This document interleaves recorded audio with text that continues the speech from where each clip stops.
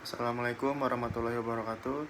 Perkenalkan, nama saya Hilman Ahmad Ramadan dengan NPM 23106311600095. Di sini saya akan menyelesaikan tugas dari manajemen dan ekonomi teknik dengan jurusan mengampu, yaitu Bapak Ibrahim.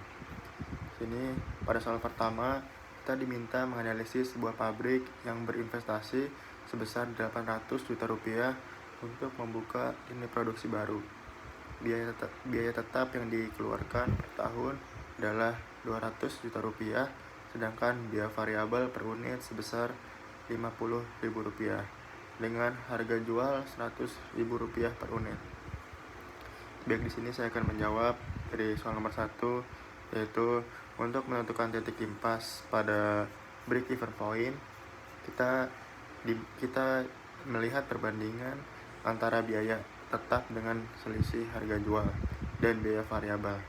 Dari perhitungan, titik impas tercapai ketika perusahaan berhasil menjual sekitar 4.000 unit produk, sedangkan dihitung dalam bentuk rupiah, nilai penjualan minimum yang harus dicapai agar tidak rugi adalah sekitar 400 juta rupiah.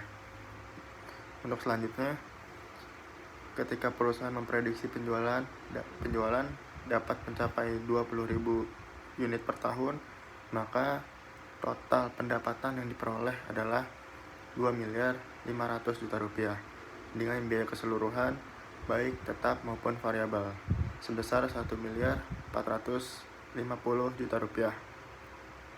Perusahaan masih memperoleh laba bersih sekitar 1.050.000 juta rupiah. Sedangkan angka ini jauh melebihi titik impas, sehingga dapat disimpulkan bahwa proyek tersebut sangat menguntungkan dan layak dijalankan. Oke, di sini untuk soal nomor 2, yaitu PT Kabuka Digital Internasional berencana membangun lini produksi sensor kualitas udara dengan investasi awal sebesar 1,2 miliar rupiah. Proyek ini memiliki umur 5 tahun dengan nilai sisa pada akhir tahun kelima besar 150 juta rupiah. Proyek arus gas masuk bersih setiap tahun bervariasi, mulai dari 240 juta rupiah pada tahun pertama hingga 320 juta rupiah pada tahun kelima. Tingkat pengembalian minimum yang dipersyaratkan atau MAAR ditetapkan sebesar 11%.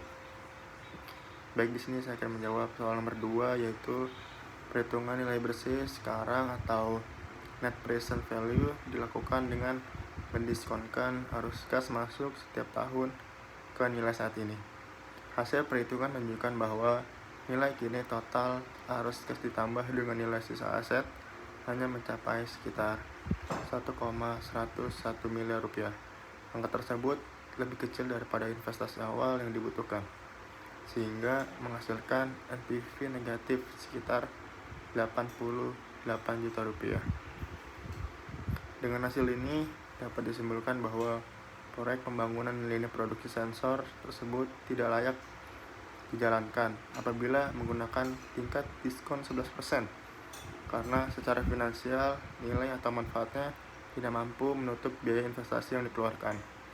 Baik, untuk nomor 1, yaitu lini produksi pada soal 1 layak karena menghasilkan laba sebesar 1,5 miliar. Nah, untuk nomor 2, proyek sensor AQMS pada soal nomor 2 tidak layak karena NPV bernilai negatif sebesar minus 88,27 juta rupiah. Mungkin sekian dari penjabaran dari saya, kurang lebihnya mohon maaf. Assalamualaikum warahmatullahi wabarakatuh.